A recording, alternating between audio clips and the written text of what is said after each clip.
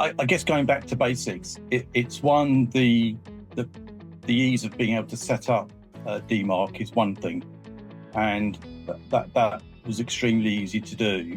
That's the first thing, because it can look a little bit scary, although that's another thing altogether. But once that's set up, you then get visibility of what is being reported as far as your email volumes are concerned, and what the success rate or not of the emails that you're being sent is.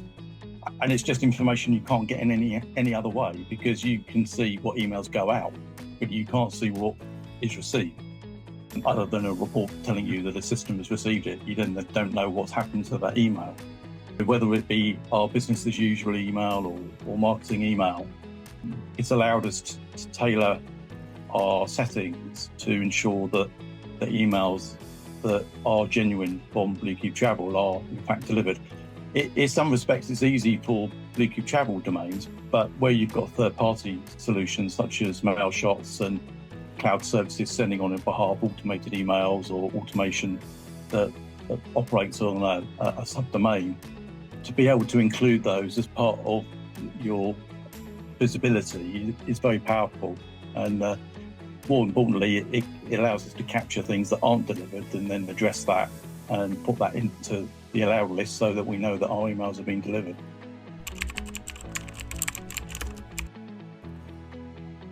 We did go to the reject stage relatively quickly, and that's because we had confidence in what we were seeing. So had we seen a large amount of undeliverables, then obviously we look into the reason why, and EasyDMARC gives us the ability to find out the sources and whether or not they're actually IPs or servers that are working on behalf of Blue Cube or not.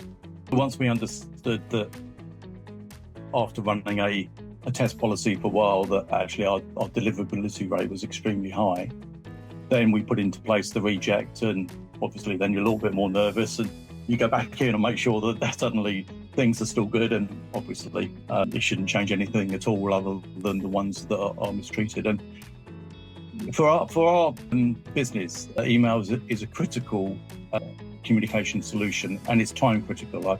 Probably important to say at some point is that we deal in the travel business, and it's business travel. So our recipients tend to be recipients of boarding passes, booked itineraries, changes to itineraries. We can't really afford for our emails to be sitting in someone's spam box because of some configuration issue. I can not just go to business and say that I think our emails have been delivered. I can't recall a time when a customer's come to us with a problem with that our emails are going to their spam folders. It just doesn't happen. And what it did allow us to do is, I think this is the place to say it, is we did have an issue with a very large spike with non-delivered emails. And because we get the weekly alerts from EasyDMARC, it became very quickly apparent there was a problem. And it was a rogue and compromised server that had taken it upon itself to send emails on Blue Cube's behalf. It was a misconfigured web server run by a third party. And very quickly, once we identified the IP, which we can, of course, because that's what EasyDMARC gives us, it was run by a third party that was looking after our website, not anything to do with our emails, but that was a WordPress site that had been compromised.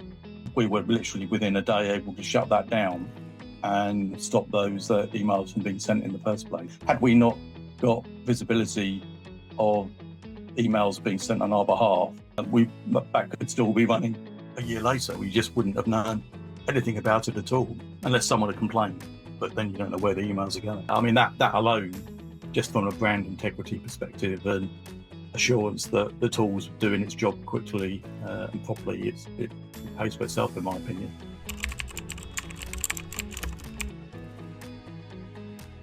One of the attractions that I saw for EasyDMARC was the ease of implementation. It was very quick to onboard with the tools that are available. You can either do it manually or you can allow the tools to do it on your behalf, which we adopted the tools to do it on our behalf because we've seen the other way and this seemed far preferable to that.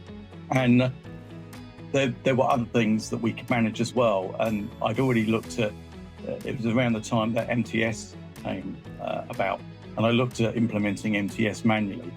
And it was particularly awkward, and I've got to spin up a web server. I was just like, really, do I have to do all this?